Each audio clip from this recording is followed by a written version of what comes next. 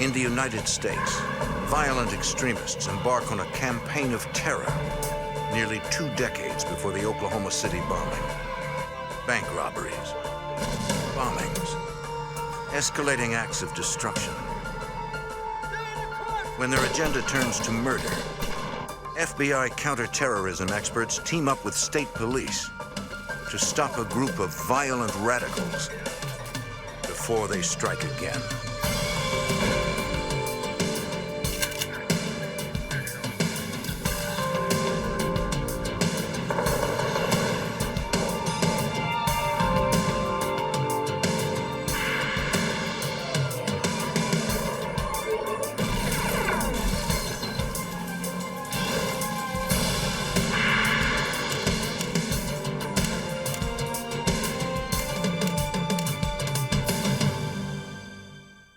In the 1970s, a string of bank robberies and bombings spread fear and destruction along the East Coast. The FBI faced a new breed of criminal, the domestic terrorists. I'm Jim Kallstrom, former head of the FBI's New York office. For nearly a decade, these self-proclaimed revolutionaries operate underground. Law enforcement vowed to unearth them once and for all.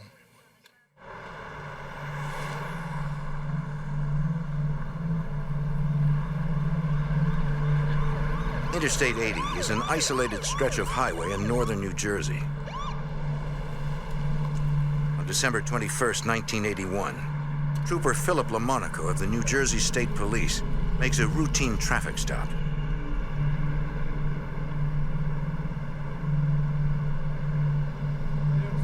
The driver seems nervous. LaMonaco sees that he has a gun. Put your hands up on the steering wheel! Put your license up on the dash! Step out of the vehicle now! Keep your hands up! Back up against the car now! Stay there! Don't move, just stay there! Got any more weapons on you? Keep stay there! Don't you move! Now, sir, stay in the car! Stay in the car, sir! Stay in the car! Stay in the car, sir!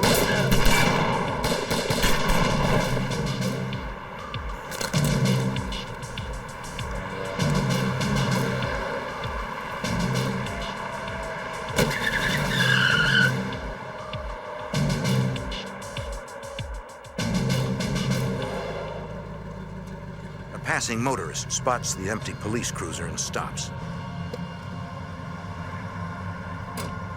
He checks to make sure everything is all right.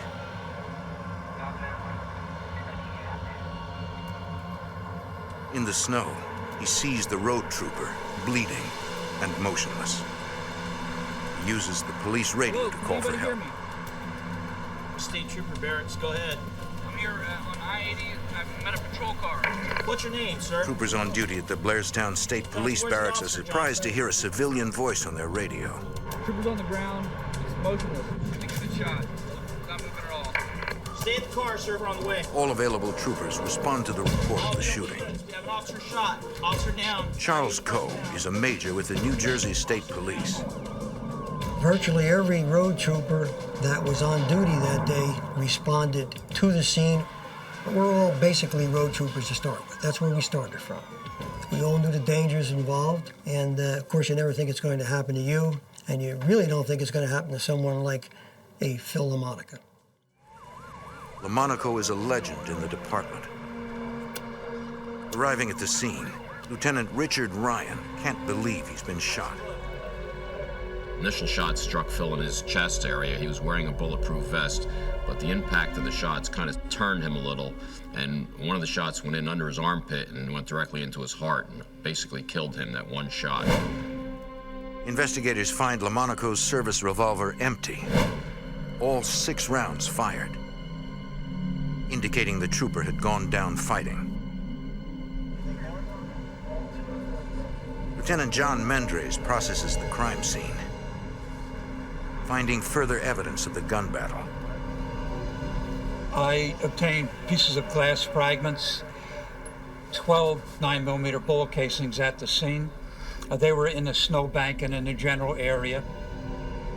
From the size and number of bullet casings, Mendres believes the murder weapon is a 9mm semi-automatic pistol. He searches for the gun, but it is nowhere to be found. EMTs transfer Philip LaMonaco's body to the hospital as 250 police officers go after his killer. New Jersey and Pennsylvania state police stop and question motorists. One man remembers seeing two men as they left the scene. They were driving a 1977 Chevy Nova with Connecticut license plates. Police set up checkpoints along the Delaware River. Officers search miles of highway and back roads looking for the killers. The response was overwhelming. People were coming out of the woodwork to help us and offer leads and try to help us find the car, find the people responsible for this. Hours later, a narcotics detective and a state trooper find the Nova. The car has been abandoned on a rural road 3 miles from the crime scene. Detectives find an empty holster. Troopers search the vehicle for clues. They find several bullet holes in the car's exterior. It was a shot pattern into the hood of the car, into the windshield, and the right front passenger window was shot out, which indicates that he was shooting at the passenger. Investigators suspect it was likely the passenger of the car who murdered Phil LaMonaco. The driver was in such a hurry to ditch the vehicle, he left behind a crucial piece of evidence. On the dashboard in plain sight was a Connecticut driver's license in the name of Barry Eastbury. For now, Eastbury's name and address are investigators' only link to LaMonaco's killer. And I actually left that scene with another trooper and immediately drove to Connecticut to follow up that lead that night. And we proceeded to the address that was in downtown New Haven, Connecticut. The address on the Eastbury driver's license turns out to be a hotel rather than a residence. So it was turning out to be a dead-end lead. We met with the FBI later in the morning, and they told us that they had been at that same hotel a few months earlier following the lead up on an individual by the name of Raymond Luke Levasseur. Levasseur is one of the FBI's 10 most wanted fugitives. Agents believe he is the leader of a violent radical group called the Sam Melville Jonathan Jackson Unit. The FBI suspects the group of masterminding a series of bank robberies and bombings. Now investigators wonder whether the group is also responsible for the murder of Trooper Phil LaMonaco. I'd like to take those prints and see if we can match them up. Agents send Levasseur's file to the state lab in New Jersey to compare his fingerprints with those found in the Nova. Unfortunately, none of them matched, which we could not believe. It just didn't make any sense. Ryan takes a closer look at Levasseur's wanted flyer. I reread the flyer, and on the bottom in small print, right at the last line, it said, "May be accompanied by Thomas William Manning." FBI agents pull Manning's file. The photo on his wanted poster is the man they know as Barry Eastbury. Examiners match Manning's file fingerprints to those lifted from the Nova, confirming that Barry Eastbury is an alias for Thomas Manning. If Manning is involved in the murder of Philip LaMonaco, investigators are up against a dangerous fugitive.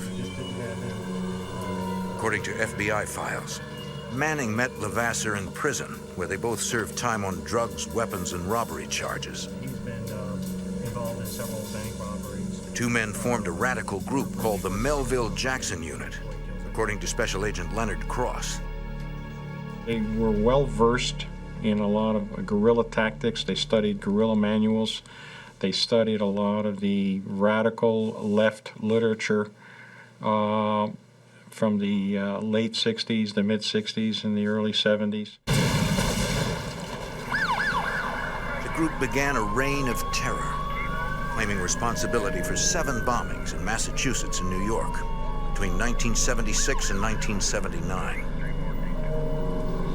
including the bombing of 2 courthouses, the Middlesex County Courthouse in Lowell, Massachusetts, and the Suffolk County Courthouse in Boston, where 20 people were injured. According to their propaganda, the Melville-Jackson unit targets institutions and businesses to protest government and corporate policies they believe are unfair. FBI Special Agent Ed Peterson is investigating the radical group. I think they viewed themselves as some champion of the downtrodden, the poor. Actually, they never did anything for the poor, and, all they were committed to were acts of violence. Agents believe the group funds its violent political agenda with bank robberies, carefully planned operations that are executed with military precision. It was obvious that these people were not your everyday criminals. They were an organized criminal group who were traveling the New England states and committing numerous crimes, the most serious, obviously, the murder of Trooper LaMonica. On Christmas Eve, 1981, 2,000 law enforcement officers from several states attend the funeral of Trooper LaMonica. The wave of support overwhelms his wife, Donna. I was just amazed that all the way up, it was a good half mile from the church, cars had started to park to come to the funeral. Phil LaMonica was one of the most respected troopers in the state of New Jersey. He was a great trooper. He really, really was. And I think one of the main things that made him a great trooper was he really, really loved and respected his job. He was one of the good ones. He was the idol of a lot of young troopers. He had trained a lot of young troopers in the tactics of stopping cars and looking for contraband in vehicles on the highway. Superintendent Clinton Pagano makes Donna LaMonica a solemn promise. The New Jersey State Police will do everything in their power to bring her husband's killers to justice.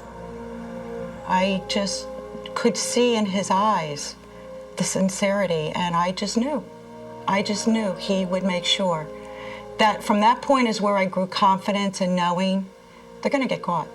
Whoever they are, they're going to be found and they're going to get caught, because he promised me. At a nearby municipal building, New Jersey and Pennsylvania State Police work closely with the FBI to find the men who murdered Trooper LaMonica. The task force follows up on dozens of leads. Firearms investigators ask gun shop owners in the area if anyone has sold 9mm ammunition to a man named Barry Eastbury. They got a hit in Stroudsburg, Pennsylvania, which is right across the river from the shooting. 3 months earlier, a Barry Easterly, not Eastbury, had purchased 9mm ammunition at a gun shop in Stroudsburg. The name seems too close to be a coincidence. If these were the bullets used in the killing, the 3-month time span is an important clue.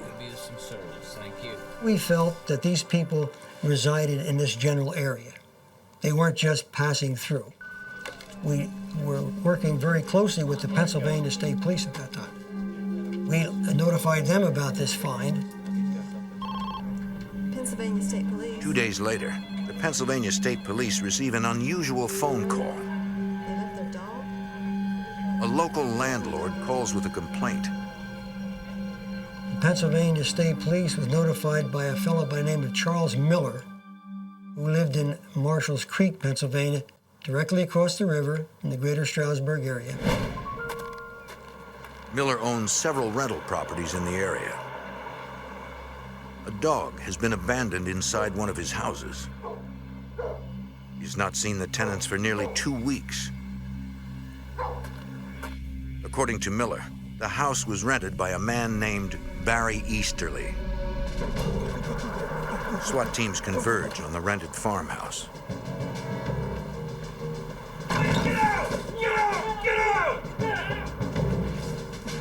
They search the house from room to room. Whoever lived there left in a hurry. The occupants of the house had abandoned clothing, personal photos, and even their dog. In one room, police find radical literature and a sketch featuring an AK-47 assault rifle. We get the bomb squad out here with that chest full of explosives. In the bedroom, they find the tools of domestic terrorists. The map again. We found all types of paraphernalia, information on how to make bombs, bomb-making material. Police also find 9mm bullets, the same caliber that killed Trooper Phil LaMonaco.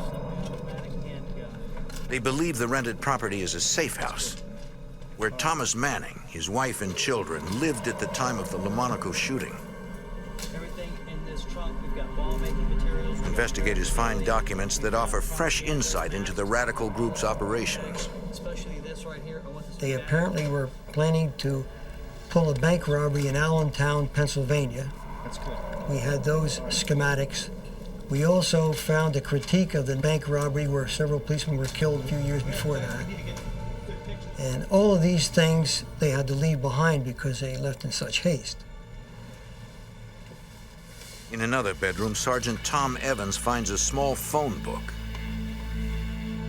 We began to write down all the phone numbers were in that book. There were no names, there were nicknames, and there was no area code. Police also find a photograph of a man they can't identify. According to the landlord, the man in the picture lived in the Mannings' guest room. The family referred to him as Uncle David. Investigators wonder if Uncle David was Manning's passenger the night of the shooting, and whether he is responsible for the murder of Trooper Philip LaMonaco.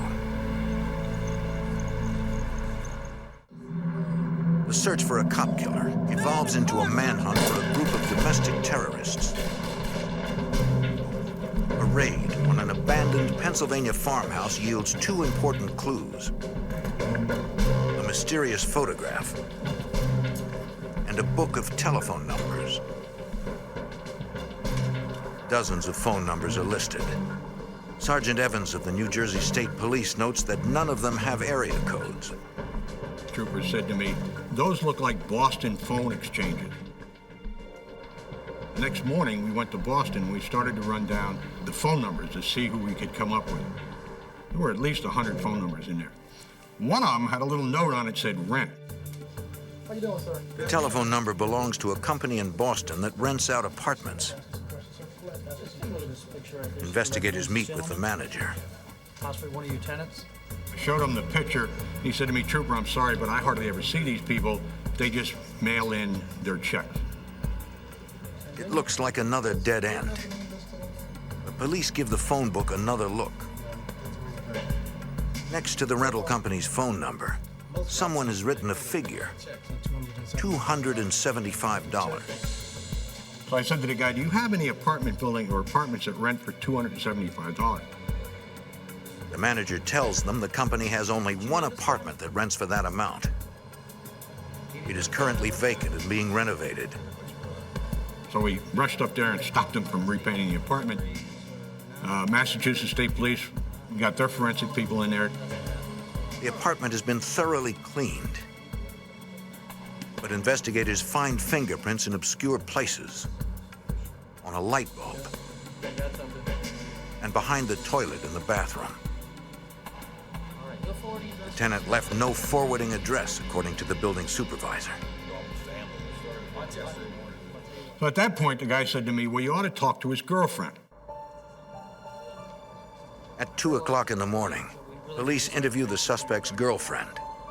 Is there any information or anybody that you know? Although she does not tell investigators who her boyfriend really is, she gives them the name of his stepfather. The next morning, Lieutenant Evans drives to the suburbs outside Boston to question the suspect's stepfather. I showed him the picture and he said, "What has Dickie done now?" And I said, "Dickie who?" And he said, "Dickie Williams." We called the command post, gave him Richard Charles Williams' name. They ran that name against the fingerprints that we had, and bingo, it was him. So we had the second person identified. Richard Williams was Thomas Manning's passenger the night Phil LaMonaco was murdered. The violent radical is now wanted as a cop killer. investigators on the case face an extraordinary challenge: finding a group of fugitives who are as elusive as they are dangerous. New England authorities and the FBI join ranks to track down Manning, Levasseur, and Williams. Special Agent Ed Peterson is assigned to assist the New Jersey police in the manhunt. It was really important, as far as the FBI and all of law enforcement, to put them under a magnifying glass and to look at every possible contact, to try to think like they would think, to try and get into that mindset and to understand, what motivated them and where they would look to go. The task force sifts through hundreds of hours of intelligence on the Melville Jackson unit. According to their files, the fugitives have a history of using different aliases to conceal their identities and various mail drops to hide their locations. We knew that we had a tough job because they did not remain in one place. They didn't do the conventional things that fugitives generally do. They went to such extremes to hide their identities. In 1981, a man walks into the town clerk's office in Brattleboro, Vermont with an unusual request. He needs a copy of a birth certificate for an infant who died in the early 1950s. The clerk becomes suspicious. Can you excuse me for a minute? Brattleboro is a small town, and she knows the infant's family. How you doing, sir? Do you have any ID on you? Is there a problem? No problem, sir. I just need to see your ID. Get on the ground, what don't do it. Get out, now, get down, get down, down, get down, get down. Police later identify the man as Raymond Levasseur after finding his fingerprints in an abandoned vehicle nearby. They suspect he was trying to establish a new identity by stealing the birth certificate of a dead infant. Headed out in the parking lots, white male. In January 1982, Thomas Manning joins Levasseur on the FBI's 10 most wanted list. Authorities turn up the heat on the fugitives. 4 months later, FBI agent John Markey responds to the scene of a bank robbery. Two masked gunmen had stolen $60,000 from a bank in Burlington, Vermont. According to Agent Markey, the precision of the operation points to the Melville Jackson unit. All three individuals that went into the bank went in right after an armored car delivery. One man stood in the lobby. The other two vaulted the counter. One of them took the money from the teledraws. The other one took the money that had just been delivered. The money in the teledrawers was rigged with die packs. They look like a stack of money. When you take them out of a bank, there's an electronic sensor that causes them to activate. And then within 7 seconds, they go off, letting off tear gas and a red dye, which dyes the money. They threw about $20,000 out the window because it had die packs in it. It was apparent to me that we ought to consider Raymond Levasseur and Thomas Manning and maybe his associate Richard Williams as possible suspects in that bank robbery. 2 months later, 3 men rob a bank in Syracuse, New York, netting $195,000. The MO is nearly identical to the Burlington robbery, but with one exception. They only took the money that was delivered by the armored car. They did not take any of the money out of the teledraws. That way they eliminated the possible die packs.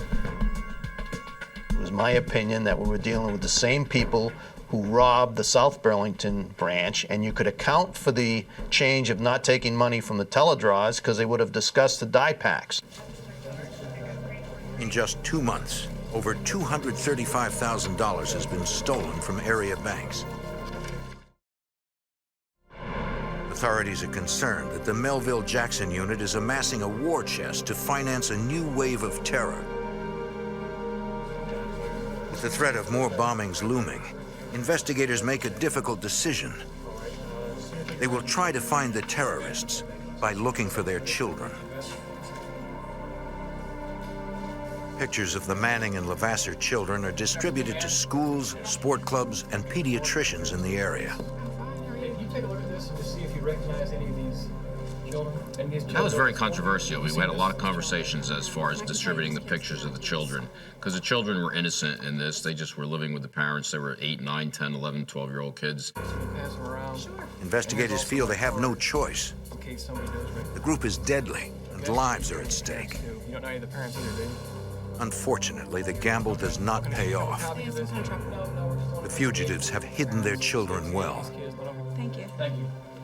To make matters worse, the gang launches a series of new attacks. On December 16th, police in White Plains, New York, receive a frantic call. An unidentified man has phoned in a bomb threat to a local newspaper. According to the caller, the bomb has been planted in an office building. Fortunately, dozens of employees had evacuated before the building exploded. The blast destroyed nearly every window in the building. Inside, investigators find a communique from a group calling themselves the United Freedom Front. The UFF claims responsibility for the bombing. Agents on the case recognize the UFF's distinctive assault rifle logo. United Freedom Front. It is nearly identical to a sketch they found in Manning's safe house. We actually compared those side by side. And we decided that the logo looked enough, in our opinion, that it was them. We thought that the United Freedom Front, who took credit for that bombing, was in fact the new name for the people involved in the Lamonica killing. That's not all right. Over the next year, the UFF claims responsibility for 4 more bombings. On December 14th, 1983, they call the press to issue a chilling statement. They intend to destroy the offices of a national defense contractor in Queens, New York. The caller indicates that a statement from the group can be found in a Manhattan mailbox. The letter denounces U.S. involvement in Central America, the Caribbean, and the Middle East. The bomb squad recovers 2 suitcase bombs before they can detonate.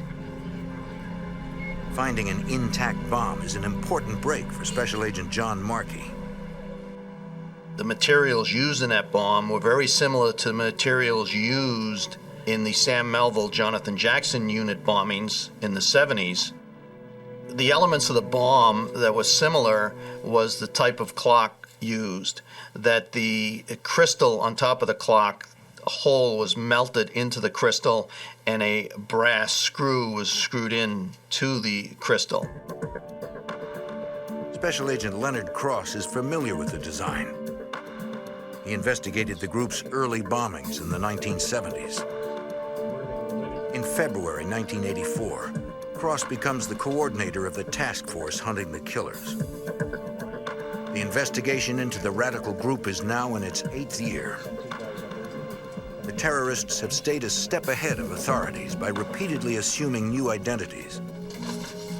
Agent Cross and the FBI task force decide to take a new approach.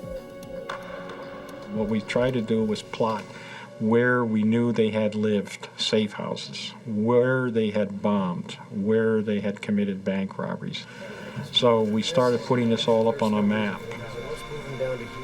Slowly but surely, a pattern emerges. The group's activities are concentrated in a 4-state area that includes New York, Massachusetts, Vermont, and Connecticut. In the spring of 1984, the FBI launches Operation Western Sweep, a mission designed to close in on the dangerous fugitives. In 1984, the FBI launches Operation Western Sweep, a mission to apprehend 3 key members of a violent radical group. Agents believe the group has orchestrated numerous acts of domestic terrorism. The New New Jersey State Police suspect one of the terrorists also murdered Trooper Phil LaMonaco. Stay in the car, sir! Stay in the... Hundreds of investigators comb areas where the group is known to operate. We had the bombing. As agents uncover the group's safe houses, the FBI deploys SWAT teams to search them. But the fugitives are always one step ahead, according to Detective Richard Ryan. It was frustrating because we couldn't apprehend them, but we felt as long as they kept committing crimes, they were still out there, they hadn't gone into total hiding, there was a better chance we could catch them. Agent John Markey tries to predict when the terrorists will strike again. Based on the group's unique lifestyle, he develops an ingenious theory. There were a series of 4 bank robberies in 1982 and 1983 in upstate New York along Interstate 90 between Syracuse and Albany, New York. Markey divides the total amount of money stolen by the number of days between robberies. He calculates that the group is operating on a budget of about $737 per day. Based on that, you could predict when the next robbery would occur. I was predicting that the next robbery would be between June 1st and June 14th of 1984. Markey's prediction is right on target. On June 9th, the gang hits a bank in Norfolk, Virginia. The MO is familiar. 3 armed men enter the building. 2 of them jump the counter. They subdue bank personnel at gunpoint. Ignoring the cash in the drawers, they grab bags of money that have just been delivered by an armored car service. They did not take any of the money out of the teledraws. That way they eliminated the possible die packs, bait money, and sounding the alarm. The gang seems to be getting smarter with each new robbery. Investigators need a lead, however small, to break the case wide open. Special Agent Ed Peterson. We knew no matter how good any fugitive thinks he or she is, no matter how good they think they are, some point and some time, they're going to make a careless mistake. In the summer of 1984, the fugitives make that crucial mistake. On August 4th, the owner of a storage facility in Binghamton, New York, contacts the FBI. One of his customers hasn't paid his bill in 2 years. The manager opened the storage unit so he could auction off the contents. What he found inside terrified him. The contents in there included materials on how to make bombs, how to handle firearms training, research on various corporations, and a lot of radical material, and a lot of Marxist-type literature. Agents find bomb-making diagrams in the storage unit. They show a timer assembled with brass screws.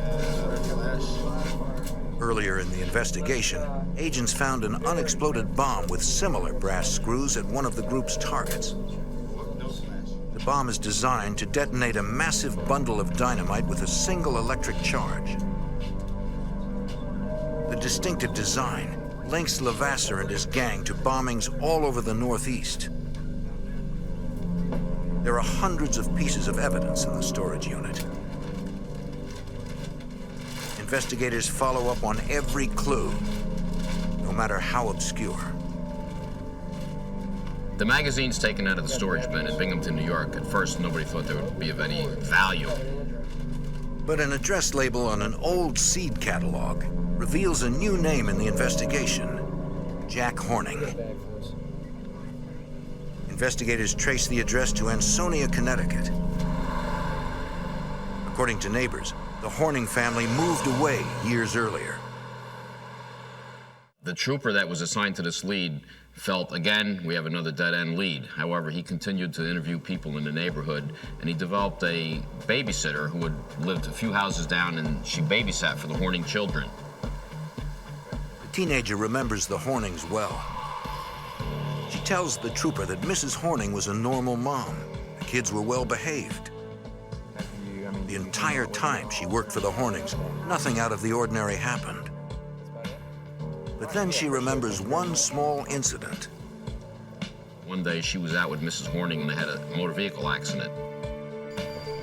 On a hunch, the trooper follows up with the Connecticut Department of Motor Vehicles. He is unable to find an accident report involving a Mrs. Horning. But one report does match the time and location of the incident. The key was that the babysitter was listed on the accident report as a passenger in that vehicle. The name the driver gave police at the time was not Horning, but Himes. This is interesting. Judy Himes' Connecticut license has since expired. It was traded for a New York license in 1980. From Connecticut to Later, the New York license was turned in for an Ohio license. According to DMV records, the Ohio license is still current. Judy Himes' name, along with her address in Columbus, is forwarded to Sergeant Tom Evans. So I called the Columbus Police Department. And I said, what is at that address? And the guy said to me, it's a mail drop. And a mail drop meant that's them, that's their MO, that's what they use. They didn't have mail sent to their homes. Okay, let's go. In Columbus, the FBI rents a vacant house across the street from the mail drop. From there, agents can monitor the facility with video cameras. The mail drop was a 24/7 operation, so this was going to be difficult to surveil.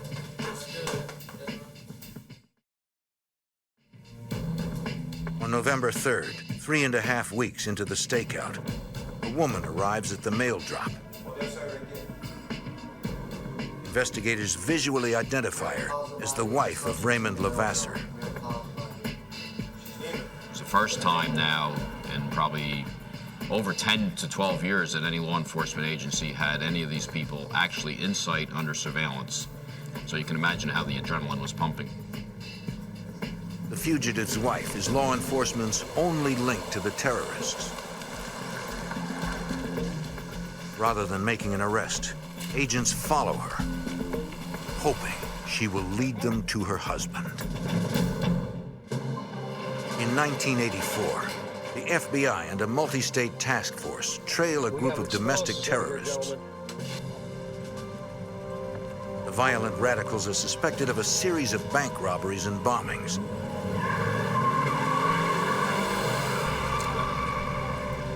And the murder of a New Jersey State Police trooper. Investigators track the group from a safe house in Connecticut to a mail drop in Columbus, Ohio. After nearly a decade, their only lead to the terrorists' location is the wife of gang leader Ray Levasseur. Agents follow her as she leaves the mail drop. They know that, like the rest of the group, Levasseur's wife is skilled at covering her tracks and at spotting a tail. They're careful to keep their distance, using aerial surveillance as a backup in case she slips away. Detective Richard Ryan. She was on and off the highway numerous times, stopping, starting, looking around, taking local roads back onto the interstate, back off. So it was a difficult surveillance. 2.5 hours later, the target stops at a house in Deerfield, Ohio. Once she arrived at the house, a surveillance was set up in the area from different locations as best as they could. And it was a very rural area. There were farmers' fields, cornfields, things of that nature. New Jersey State Trooper Richard Tao watches the house from a distance.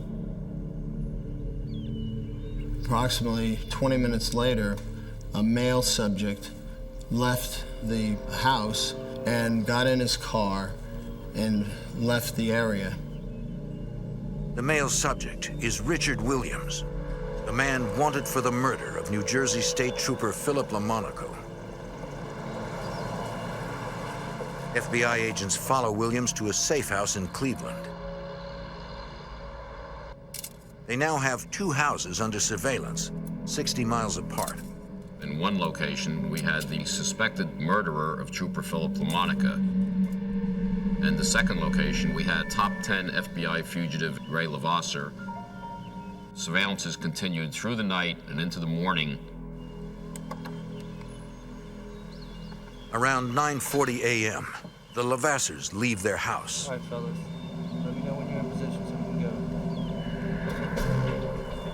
go. Go, go, go, go, go. The SWAT team moves in. They arrest Ray Levasseur along with his wife. The call then immediately went out to Ohio, up to Cleveland, that Levasseur was in custody, so now a decision was made to raid the Cleveland, Ohio house.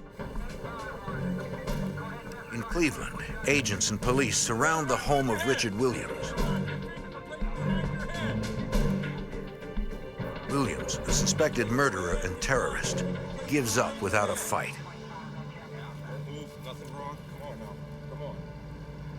After years of work, the task force has captured 2 of the group's 3 key men in less than an hour. We had Ray Levasseur and his wife. We had Dickie Williams. The only remaining fugitives that we had was Tom Manning and his wife. Agents question Richard Williams about Thomas Manning's location. Williams stalls for hours. With every passing moment, the fugitives have more time to escape. Where is he? Finally, Williams breaks down and reveals the addresses of 3 safe houses located in Jefferson, Ohio. One of them belongs to Thomas Manning. We proceeded to that location and conducted a very extensive search. Williams' stall tactics have given the Mannings enough time to flee, but not enough time to cover their tracks.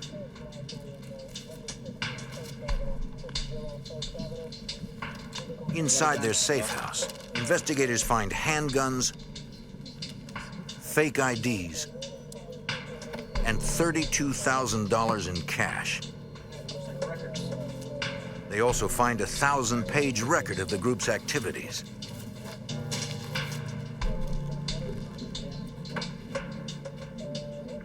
In one room, agents find a police scanner tuned to a frequency used by the FBI.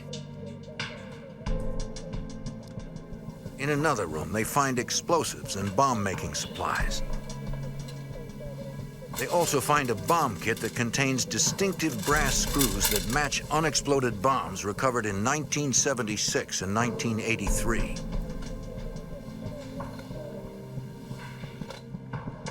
They recover a 9mm semi-automatic pistol. Smith & Wesson. At the FBI forensics lab, technicians analyze the gun. They compare the bullet that killed Trooper Philip LaMonica to bullets fired from the 9mm handgun. We were able to determine that that was the weapon that was used to kill Phil LaMonica. Although they have finally found the murder weapon, tracing the owner of the gun will be difficult. The serial number has been filed off. Technicians use a chemical solution to raise the number. It is barely legible beneath the surface of the metal. Agents trace the 9mm to a gun shop in Norfolk, Virginia. There it was purchased by a woman named Deborah Ann Fury. Fury had listed an address in Virginia Beach. Investigators check out the location. It turns out to be another mail drop. The surveillance team waits to see who will collect the mail. When a woman arrives and opens the box, agents identify her. Deborah Ann Fury is in reality Thomas Manning's wife. The FBI has finally found a link to the last member of the radical terrorist group. In Ohio, the FBI and police have arrested key members of a violent radical group charged with robbery and domestic terrorism. One of them, Richard Williams, is suspected of killing a police officer. Two of the group's members, Thomas Manning and his wife, are still at large. It has been 5 months since Manning and his family fled their safe house in the rural town of Deerfield. The FBI traces a gun found in the safe house to an address in Virginia Beach, Virginia. As it turns out, the address is another mail drop. After weeks of surveillance, agents spot the fugitive's wife picking up the mail.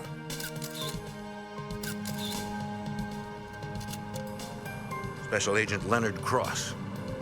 We knew she had a scanner and should be scanning for police radio frequencies as well as FBI frequencies. We had special radios that were all encrypted that could not be picked up. And the surveillance at this point took us north. Manning's wife leads investigators to a safe house in Norfolk about 20 miles away. They do not want to arrest her until they can be sure her husband is at home. An hour later, investigators follow her to a nearby shopping center. Get out! Get out! Get out! Get out! As an arrest team takes her into custody, a second team moves in on the safe house. Manning is now outside, unaware he's being watched. He had no weapons. A decision was made so no one would get hurt. This would be the time to make the arrest. Get out! Get out! Get out! Get out! Get out! Get out! Get out! Get out! Don't resist! Stop it! Stop it! Stop it! Thomas Manning, the last of the terrorists, is arrested in his own backyard. In 1987, Thomas Manning and Richard Williams stand trial in Somerville, New Jersey. Donna LaMonaco, the widow of Trooper Phil LaMonaco, attends the trial. It was very important for me to be a part of the trial. I needed to be there. I needed to know exactly what went on. I wanted to make sure they were the two that killed Phil. The two self-proclaimed revolutionaries are sentenced to life in prison for the murder of Trooper Philip LaMonaco. They receive additional sentences for their roles in a series of bank robberies and bombings starting in 1975. In separate trials, the wife of Thomas Manning is found guilty of conspiracy and sentenced to 15 years. Raymond Levasseur receives 45 years in prison for his role in the group's terrorist activities. His wife is released after spending several months in custody. I think it's really important to set the record straight that these individuals, Levasseur, Manning, Williams, they were nothing but criminals. These guys want to call themselves as freedom fighters, revolutionaries. At the end of the day, they were criminals. And that's the bottom line. I mean, when you commit bank robberies, when you set off bombs, when you kill a police officer who's only out there doing his job, they were nothing more than criminals. After the trials, members of the New Jersey State Police visit Phil LaMonaco's grave for the very first time. We went as a group to his gravesite. We felt that we had the respect of Phil. He would know that we had done our best. 2 decades after Philip LaMonaco's death, people still leave flowers and flags on the side of the New Jersey highway he protected. A mysterious woman lures a businessman across state lines with the promise of a lucrative deal. When he vanishes, authorities turn to the FBI for help. Suspicions point to a bitter business rival, but the suspect stonewalls investigators. Agents would use state-of-the-art technology to find friends and lovers who might be willing to reveal the truth.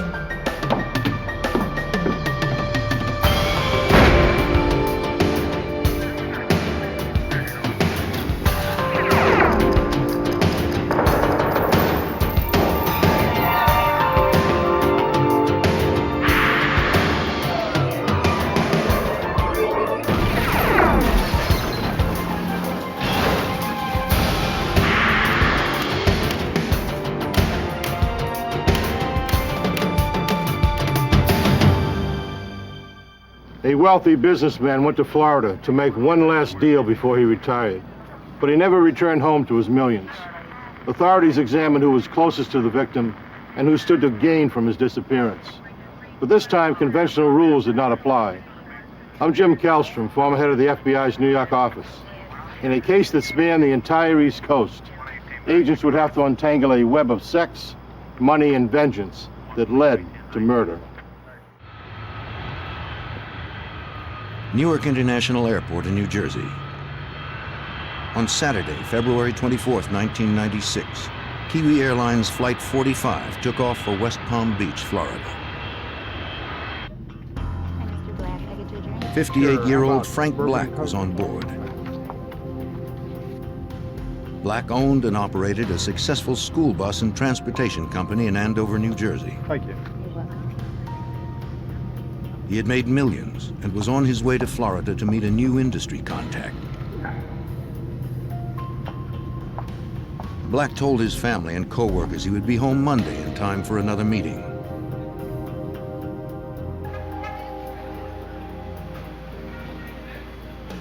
He also told them that his contact in Florida, a woman named Mia Giordano, was to pick him up at the airport. She would take him to meet others involved in the lucrative business deal. Privately, Black hoped to retire after closing the deal.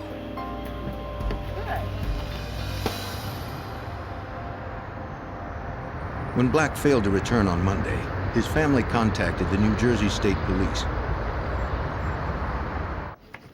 Detective Sergeant Lee Liddy was one of the state detectives assigned the missing persons case. He was the kind of guy that he would always phone home. He always wanted to know what was going on with his business. He was a hands-on type of guy. Without Frank, the business really didn't run. And that's why they were concerned when they didn't hear from him. All of a sudden he disappeared, because Frank wasn't the kind of guy who would just walk away from his business. New Jersey investigators interviewed Black's daughter, Leanna, and his girlfriend and office manager, Sally Roberts. Leanna said her father had missed an important meeting with her to discuss the sale of his business. He also had not answered calls to his cell phone. Sally Roberts recalled that the woman from Florida, Mia Giordano, had phoned the office many times recently but never left her number. The Florida woman claimed to represent a company named Valdez Exporting. Giordano provided a description of herself so Black could recognize her at the airport. She said she was 5'1" and blonde.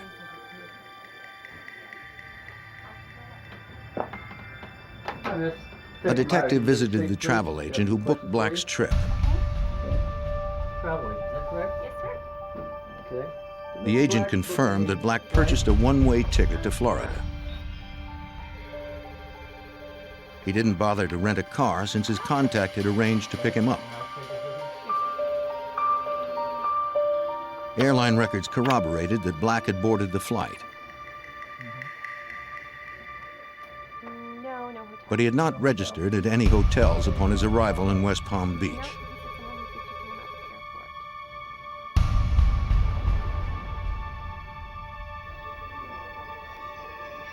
An examination of Black's records revealed that his credit cards had been used after his arrival in Florida. To follow the credit card trail, New Jersey detectives contacted the Fort Pierce office of the Florida Department of Law Enforcement. FDLE Special Agent Michael Driscoll was assigned the case. Frank Black's credit card was used at the Embassy Suites in Riviera Beach between approximately 1 in the morning and 2 in the morning. Okay, now we're talking about from February 24th into February 25th. And then at 4 o'clock in the morning, his credit card, a different credit card, but Frank Black's credit card was used to purchase gas at a gasoline station in North Miami. To investigators, this seemed odd since he hadn't rented a car. The state agent interviewed the employee who had worked on February 25th. When shown a photo of Black, the attendant said he didn't recognize him. The station's pumps all had credit card slots. No one would have had contact with Black or whoever was using his credit card. The employee didn't recall seeing anyone fitting Mia Giordano's description. Driscoll contacted the Florida Secretary of State Corporation Division to get an address for Valdez Exporting, Mia Giordano's company. Yeah, looks real good. Okay, catch you later. Bye. He found no such company registered in the state. He also attempted to locate Mia Giordano herself. We did a very extensive search to identify any Mia Giordano in Florida, and we couldn't find any, I believe, any Mia Giordanos in Florida, or any that would even come remotely close. And we checked Florida as well as New Jersey, and with negative results. On March 1st, a detective from the New Jersey State Police traveled to Florida where Frank Black's trail ended. Nobody had heard from Black in 5 days. Detectives now believed the millionaire had met with foul play. Their most likely suspect, a woman calling herself Mia Giordano, was untraceable. Investigators' focus turned to the phone calls Black received on the days leading up to his trip to Florida. We obtained the phone records of Frank Black, which identified phone calls from a residence in Jupiter, and the residence in Jupiter was rented. It was a townhome rented by a girl identified as Lisa Costello. She wasn't blonde, but she was 5'1". Mia Giordano had described herself as being exactly that height. The calls from Lisa Costello matched the times when Mia Giordano allegedly phoned Black to set up the meeting in Florida. Mia Giordano was a fictitious figure. She never existed. And she was supposed to set up the deal with Frank Black. Mia Giordano was actually Lisa Costello. Investigators took Costello's photo to the hotel where Black's credit card had been used on February 25th. The resort was on the Strip at Riviera Beach.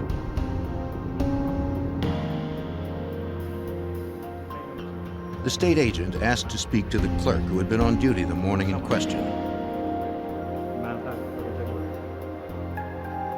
While he waited, he checked the phone that had been used with Black's credit card. Like the gas pump, the phone required no signature from a customer, just a credit card. Anyone could have made the calls. Karen Voorhees had worked the front desk on the morning in question. But she did not recognize a photo of Frank Black. She did recall waiting on another customer that morning. At around 2 a.m., a dark-haired woman asked for a room. The hotel was booked, so she used a payphone several times to query other hotels. It was the same time Frank Black's credit card was used at the phone.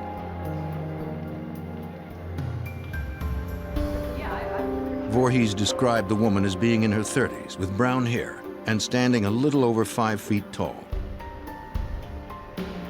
Driscoll showed Voorhees a photographic lineup of 6 women. There she is, right there. Without hesitation, the clerk picked out Lisa Costello. Lisa Costello was now really the primary suspect. I mean, we did have some evidence on her that then we checked the car rental agencies by the West Palm Beach airport and found out that Lisa Costello rented a car just shortly before the time that Frank Black's flight arrived. Investigators found the car at the airport rental lot. A subpoena allowed them to impound it for an evidence search by the Florida Department of Law Enforcement.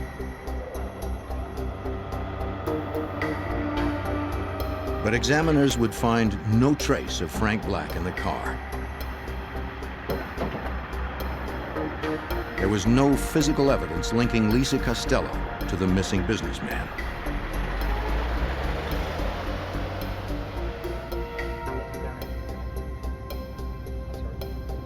Florida investigators began covert surveillance on Lisa Costello. They followed the suspect for days to establish her routine and determine her contacts.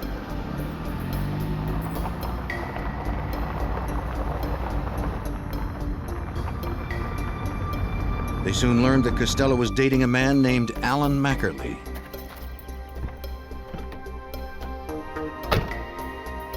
Investigators began to tail Mackerly. Like Frank Black, he also owned a bus company in New Jersey, but was now living in Florida.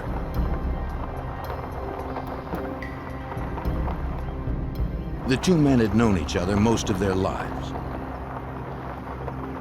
Over the years, Alan Mackerly and Frank Black built up a rivalry. The two bus companies are about 10 miles apart.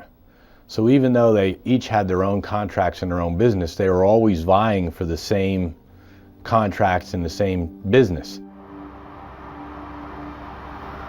Phone records indicated recent calls to Black from Mackerly's Florida home. This seemed strange since the two men were fierce rivals. Detectives went to speak with the manager of Black's bus company. Sally Roberts said Black and Mackerly used to be friends, but their business rivalry had made them enemies. She detailed the last time she had seen the men together.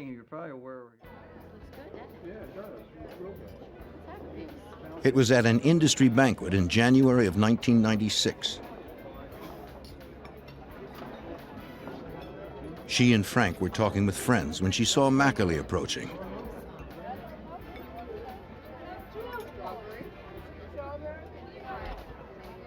Angry that Black had stolen one of his major bus contracts, Mackerly threatened his rival. He said he was going to get him and put him under. That could mean put him out of business, and it could also possibly mean he was going to kill him someday. Black took the threat seriously. Afterwards, he wouldn't go to any meeting that Mackerly might attend unless he had someone with him. Investigators contacted Mackerly to ask him if he had seen or spoken to Frank Black recently. Mackerly flatly denied calling him in the days preceding Black's trip to Florida. Him denying that and us knowing phone calls have been made from his house to Frank Black's business obviously indicated something was wrong. Investigators believed that Mackerly and Costello had probably killed Frank Black, but they needed stronger proof. They turned to Assistant State Attorney Robert Belanger. One of the first investigative tools that the FDLE wanted to use was wiretaps. So you have to show a really compelling reason for listening to someone's telephone conversations. So we drafted those applications and orders and obtained an order allowing us to listen to Alan Mackerly's telephone conversations. Unfortunately, investigators heard very few phone conversations between Mackerly and Costello. This was because Costello was now living with Mackerly. If they were talking about Black's disappearance, it wasn't over the phone. In order to record any incriminating conversations, investigators would have to bug Mackerly's house. Assistant State Attorney Lawrence Merman hoped they had enough probable cause to get inside. Being able to actually enter someone's home and plant a listening device is extremely restrictive, and the probable cause that's required is very high. The situations that would warrant that are very limited. This case actually presented that situation. A judge signed the warrant, and investigators planted listening devices in Mackerly's home. They set up outside, watching and listening. Got it. Hopefully, the couple would discuss what happened to Frank Black. Dirty condenser back here. Alan Mackerly and Lisa Costello were extremely cautious. Investigators believe the couple knew they were listening. And every time that we would hear them starting to talk, they would turn the radio up in the kitchen loud. So we probably have several hundred hours of tapes with nothing but music on it. Once again, investigators came up empty-handed. Our Chief Assistant State Attorney Dave Morgan had even commented to me after we failed to get anything on the wiretaps, it looks like Alan Mackerly's gotten away with murder. Alan, what are you doing? With Black's body still missing, Mackerly and Costello could elude authorities as long as they maintained their silence.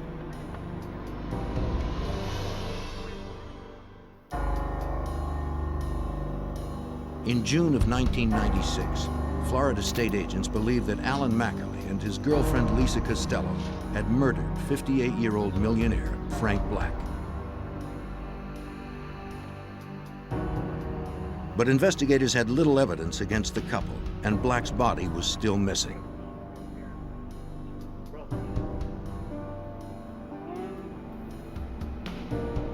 They checked morgues in Palm Beach, Broward, and Dade counties where Black was last known to have traveled.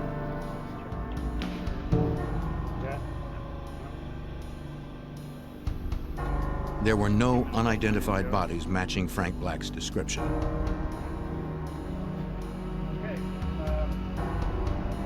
If Mackerly and Costello had killed Black, they had covered their tracks well.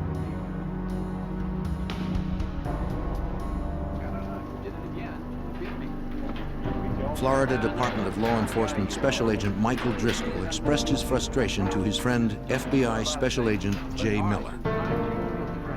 We used to play racquetball together, and he'd ask me about how this case was going, and I'd tell him, you know, a little bit about it, not a whole lot, and he'd say, well, if you ever need a hand, and I'd be happy to help out. In June of 1996, Special Agent Jay Miller asked to be assigned the case out of the FBI's Fort Pierce resident agency. Even though we were close friends, initially I did not know a lot of the details about Frank Black's disappearance. But as I could sense his frustration, I was able to elicit more information about the case, and we were able then to come to an understanding that we needed to look at this thing again from the start. Though investigators believed Mackerly killed Black over a disputed busing contract, wiretaps and listening devices had failed to tie him to any crime. Investigators' best lead was still Black's alleged meeting with Costello. Perhaps if subpoenaed and confronted with the evidence, she would turn on Mackerly. It was a gamble that could jeopardize their entire case. By giving anyone, in this case Lisa Costello, a subpoena, it compels her to come in and give information, and it gives her immunity. Hypothetically, if she came in and admitted she killed Frank Black, she would be immune from that statement. You could not use that statement against her. On June 13, 1996, Lisa Costello appeared before a Florida grand jury. When questioned by state attorneys, she was uncooperative and hostile. The judge cautioned her that if she did not answer, she would be jailed for contempt.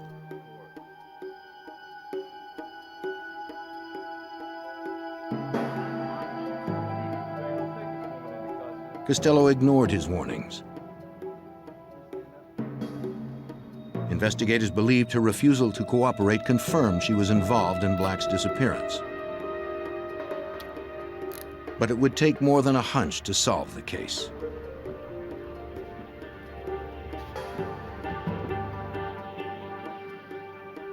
The gamble to subpoena Costello backfired. Now that Mackerly's closest ally was sitting behind bars, investigators had no potential witnesses to turn on the suspected murderer. Lacking further leads or physical evidence, the case against Mackerly might never make it to trial. Special Agent Michael Driscoll and his team were determined to keep this from happening. We heard information that, let's just say from a confidential source, that there was a witness who wanted to talk but was concerned about, one, that witness's own involvement, and two, Alan Mackerly's violence. Felt that Alan Mackerly was a violent person and that maybe there'd be retaliation if this unknown and unidentified witness would talk. That witness was Bill Anderson. A former Marine pilot, Anderson was one of Alan Mackerly's closest friends. Agents interviewed him at his home in Florida, just down the street from Mackerly. Anderson had also owned a bus company in New Jersey and had been a commercial pilot after a decade of military service.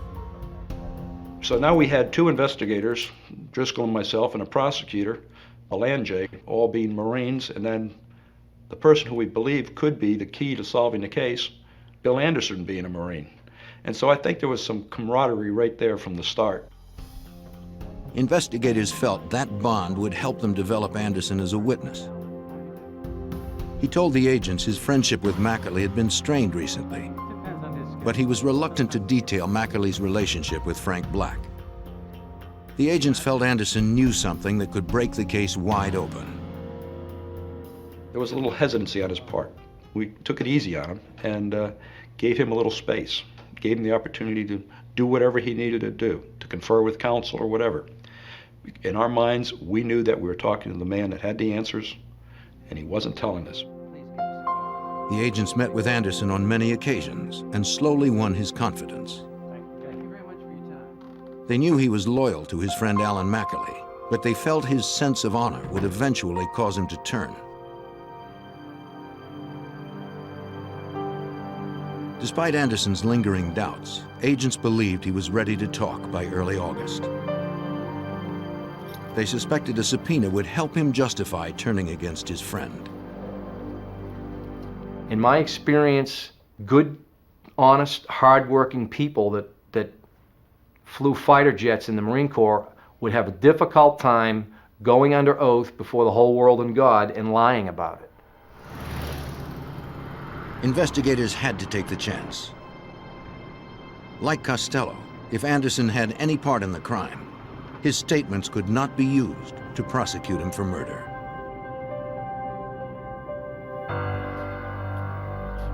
Five months after the disappearance of millionaire Frank Black, investigators had little evidence to support their theory that Black was murdered by his business rival, Alan Mackerly.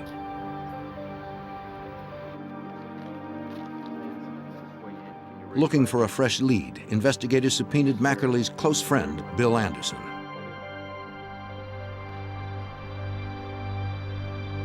Anderson had been reluctant to talk, but after a month, the former Marine's sense of honor prevailed.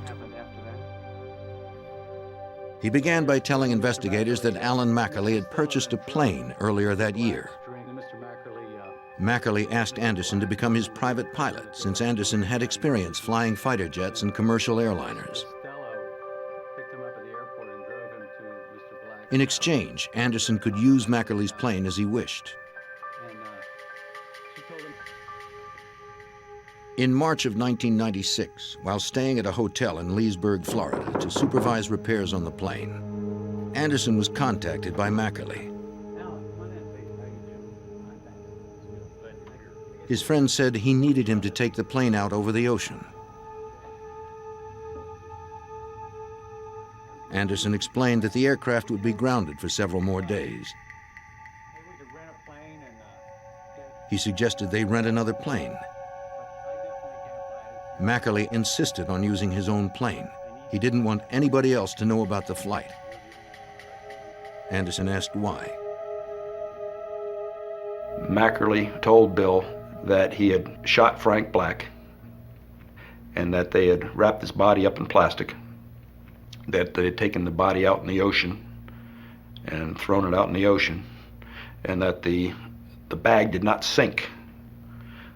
And he went on to tell Bill that it didn't sink, so he took a knife and stuck some holes in it, and the body did sink. Mackerly told Anderson he was worried that the body had surfaced. He wanted to fly over the area to make sure it hadn't. Anderson refused. Anderson was shocked. I mean, I think he was truly shocked. Anderson, again, was in the bus business, as was Mackerly and Black. And Anderson and Black were not friends. Anderson did not like Black in the least either. But still, over a business rivalry, you don't kill somebody. According to Anderson, Mackerly murdered Black in the foyer of his house. The former Marine pilot confirmed what investigators had suspected all along.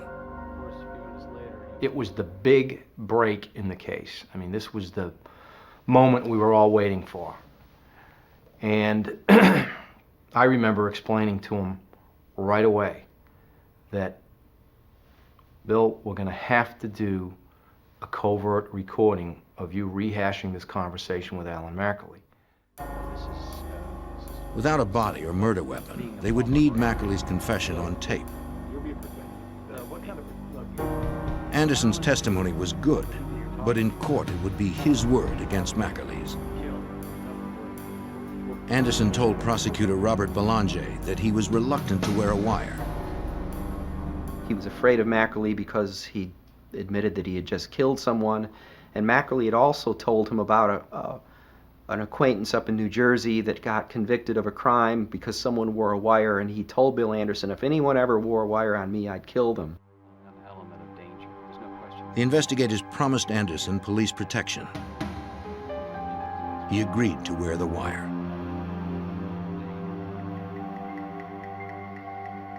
The plan was to lure Mackerly to Anderson's house.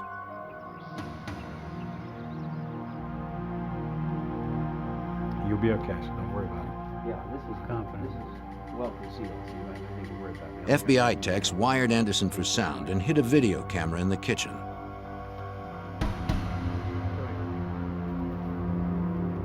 When the equipment was in place, Anderson called Mackerly. I'll be here.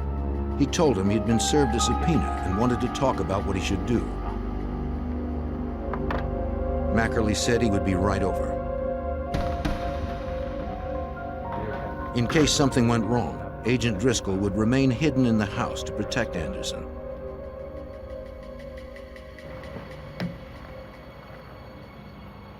When the team outside saw Mackerly approaching, they would radio Driscoll to hide. Yeah. Well, While waiting, investigators spotted telephone repairmen. Mackerly was paranoid about being bugged. If he saw the workers, he might think they were undercover agents. We knew that if he came to that house and saw these telephone company trucks, that it would have been all over as far as the investigation. Mackerly would be there any minute. The investigators quickly ordered the repairman to leave. They then concealed the dig site.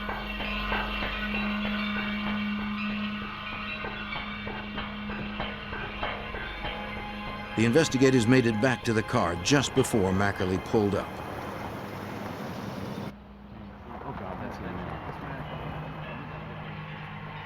The investigators tried to alert the men in the house, but they received no response.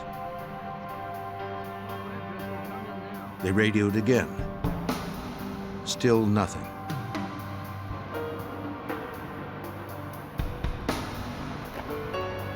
They had no way to know if Driscoll had received their call.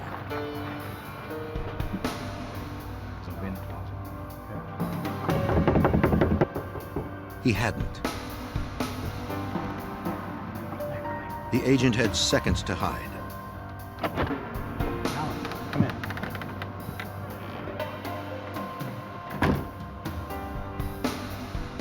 Anderson led Mackerly to the kitchen and sat down at the table as planned. He showed Mackerly the subpoena. Mackerly was hesitant to talk. I mean, he wouldn't talk loudly. He was pointing to the walls and saying, no, whispering like this, no, nobody knows. Whispering so that he couldn't be heard in Anderson's house. Not that he suspected Bill Anderson, but because he expected that the police were everywhere. They were. Detective Liddy and the others listened to Mackerly and Anderson from the car. They had a discussion about what Bill Anderson was to testify to and whether or not Bill Anderson should lie for Alan Mackerly. Bill Anderson even asked Alan Mackerly that if he did refuse to testify and was put in jail, if Alan Mackerly would come forward and then tell the truth, and Alan Mackerly assured him that he would. Mackerly didn't want to continue talking in the house. He led Anderson outside. Told anyone else what you've told me? No. This whole thing was supposed to take place at Bill Anderson's kitchen table and no place else. And so when you heard Alan Mackerly say, let's take a walk, we were concerned that he was walking Bill Anderson out somewhere to eliminate him. You told anyone else what you told me? No, nobody. The property was large and covered with dense foliage. Will you come? They could have walked anywhere. But Mackerly unknowingly walked Anderson close to the surveillance team. My car is parked only a matter of probably 80 or 100 feet from Mackerly and Anderson. And we could hear distinctly on the transmitter their footsteps as they walked through the gravel, and they walked closer to my vehicle with very little coverage concealing my vehicle. The four of us sat there frozen in our car wondering, is this whole thing going to be blown because he's going to see us? Their case and their cooperating witness were in jeopardy. I'm sorry. If the investigators were discovered, they might not be able to protect Anderson from Mackerly's rage.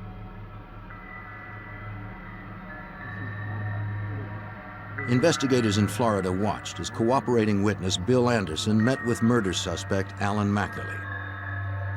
Anderson was wearing a wire trying to get Mackerly to discuss the murder of Frank Black. New Jersey Detective Lee Liddy feared what Mackerly might do if he caught a glimpse of the nearby investigators. The two of them walked outside, which was very tense for all the investigators involved, because at this point we have no control over what happens, where they go, or what they say. And because they were walking, and because of the pant leg of Bill Anderson rubbing and the movement of the clothes, it was very difficult to pick up conversation. So at that point, we really weren't sure what was happening. Before Mackerly could spot the surveillance team, Anderson steered him away. Investigators now had incriminating statements on tape, but not a direct confession. They needed more.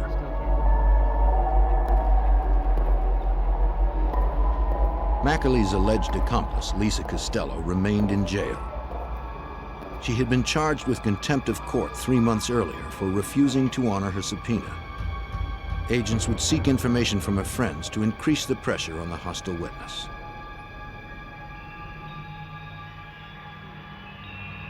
They interviewed Costello's former roommate. She said Costello used to deal cocaine and the sedative Rufinol, which is odorless and tasteless. Depending on the dose, Rufinol can relax a person or render them unconscious.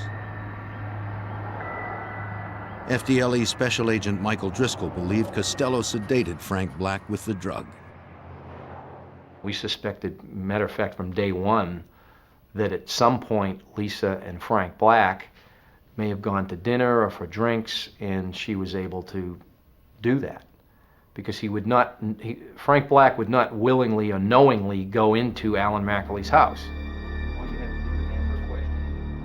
Hoping this information might pressure her into talking, a prosecutor met with Lisa Costello in jail. He told her that if she didn't cooperate, she would not have immunity. She could be charged with murder. Costello remained silent, despite the warnings of prosecutor Robert Belanger. And Lisa Costello could have walked out of that jail cell any day simply by coming out and honoring that subpoena and telling us what she knew about the case.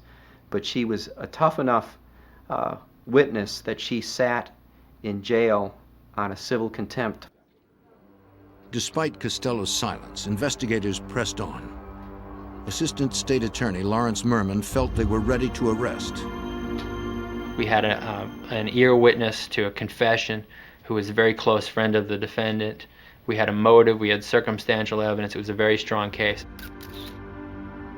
On August 29th, agents began aerial surveillance on Alan Mackley. A ground team assembled around the perimeter of the suspect's house. They made sure he was alone inside.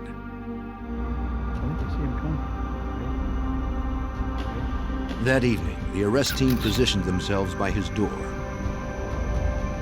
They would wait until he emerged to take him down in the open.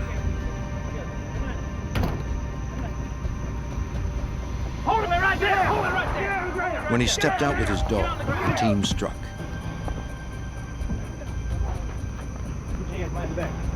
The stunned suspect offered no resistance. 7 months after Frank Black vanished, Alan Mackley was arrested for kidnapping and murder.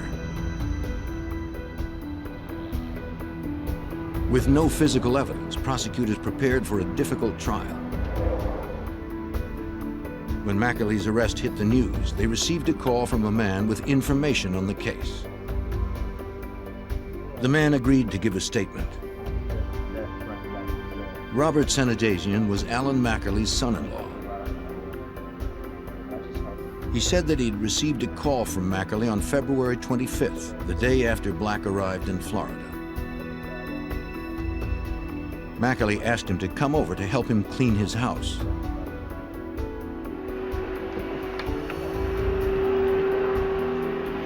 When Senadasian arrived on Monday, February 26th, he saw that Mackley and Costello had already begun major renovations in the foyer.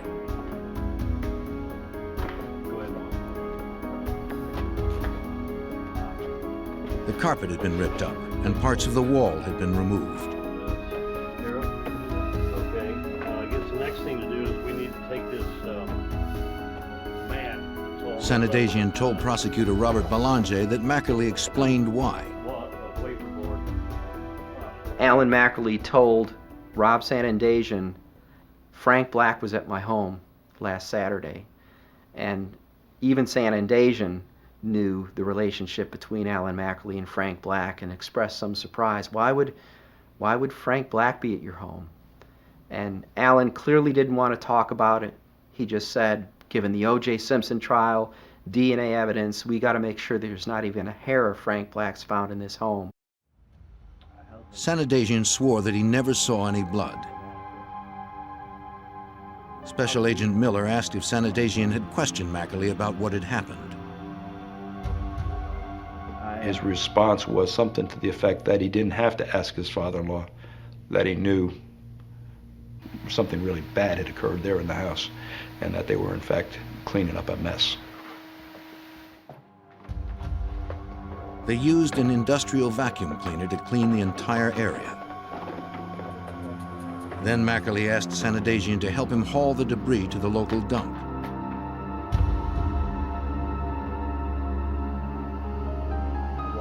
Senadasian told investigators that he and Mackley discarded sheetrock carpeting and even the vacuum cleaner in the Martin County landfill.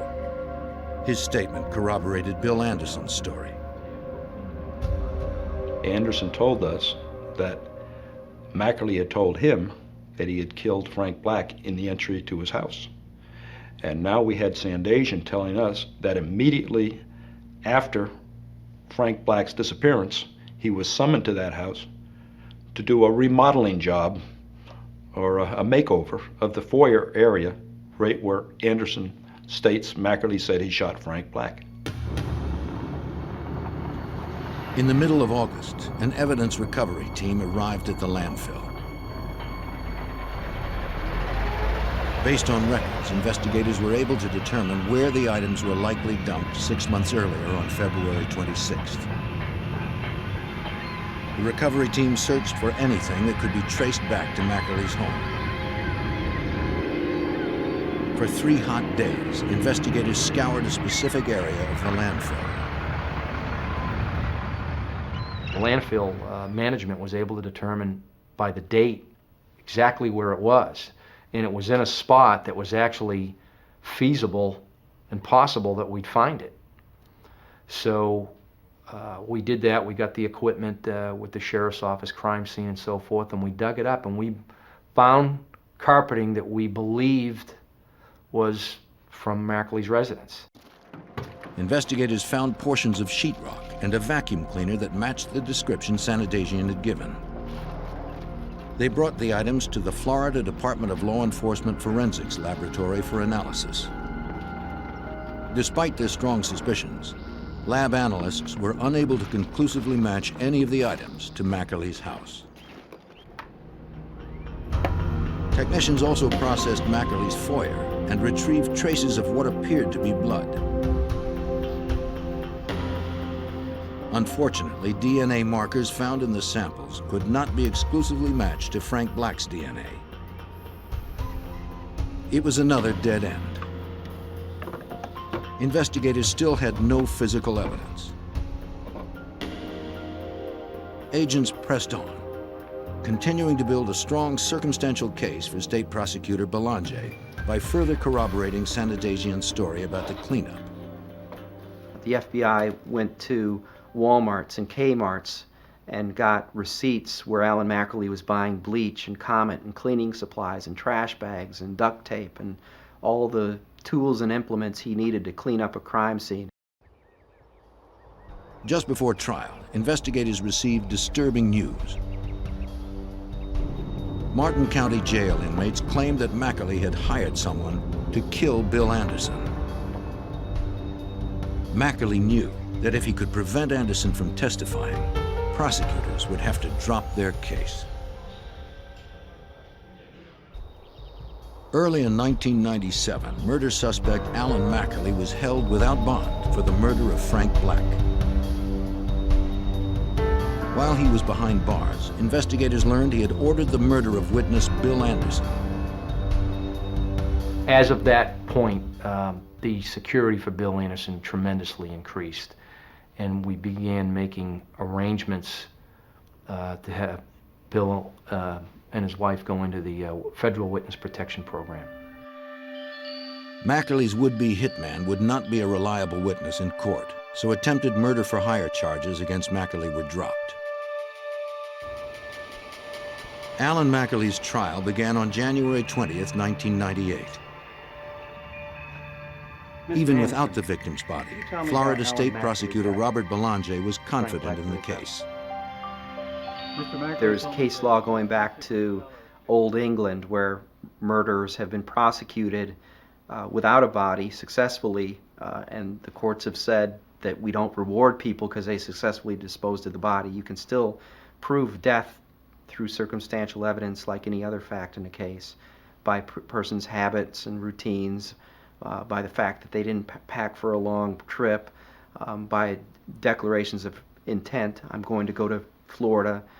All these things combined demonstrated pretty conclusively that Frank Black was dead. Nevertheless, that is a source of frustration.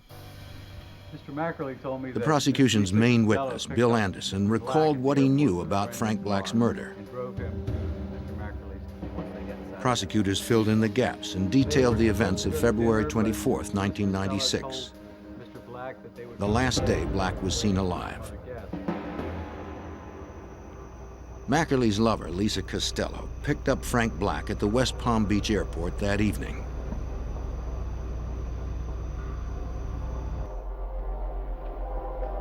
She took him to Mackley's house on the pretense of meeting other business partners. Black was unaware that he had just stepped into the home of his bitter rival. So how long have you been in the busing business? While Costello and Black discussed the lucrative business deal, prosecutors believe Costello dropped a capsule of Rufinol into his drink. If you'd like, I'd be happy to. Black would not have noticed. The powerful sedative is odorless, colorless, and tasteless.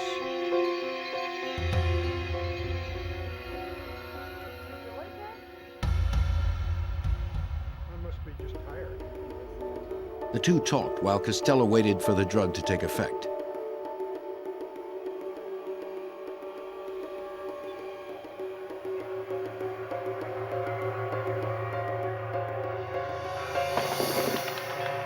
As planned, Mackerly took over at that point. Get his wallet. He had Costello remove Black's wallet. Hey, why don't you go get change? Later, they would use his credit cards to create a false trail for police. Black was powerless due to the heavy sedative. Finally in control of his rival, Mackerly's hatred boiled over.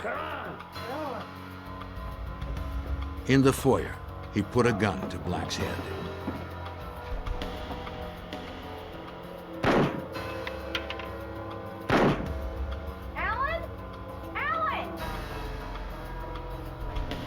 Mackerly had to get rid of the evidence. He wrapped the body and murder weapon in plastic. Using one of his powerboats, he would later dump the body about 16 miles offshore. Took the body out about 20 miles. Anderson testified that Mackerly said he had to stab through the plastic in Black's body several times to get it to sink. He then returned home to finish cleaning up. He tore out anything that had been stained by blood or human tissue. Using bleach, they scrubbed the entire area clean.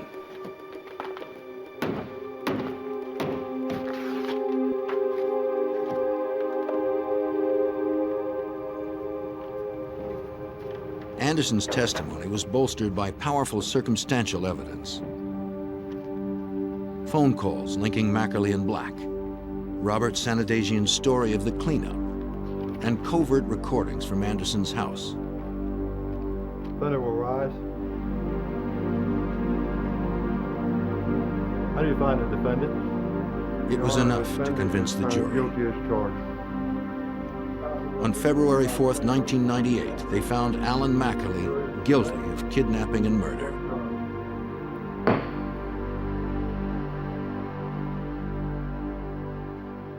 After Mackerly's trial, prosecutors turned to Lisa Costello. When I looked, I saw the dead body. Faced with murder charges, she finally gave a full statement as to the events that led to Frank Black's death. Nobody's gonna believe it. Ultimately, she entered a plea to third-degree murder and false imprisonment, which are lesser included offenses. She was sentenced to 10 years in the Florida State Prison.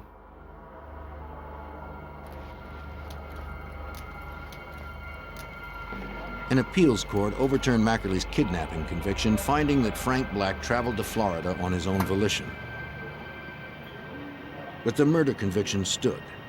Alan Mackerly was sentenced to life without the possibility of parole. Although Frank Black's body has not yet been recovered, his killer, Alan Mackerly, will never go free.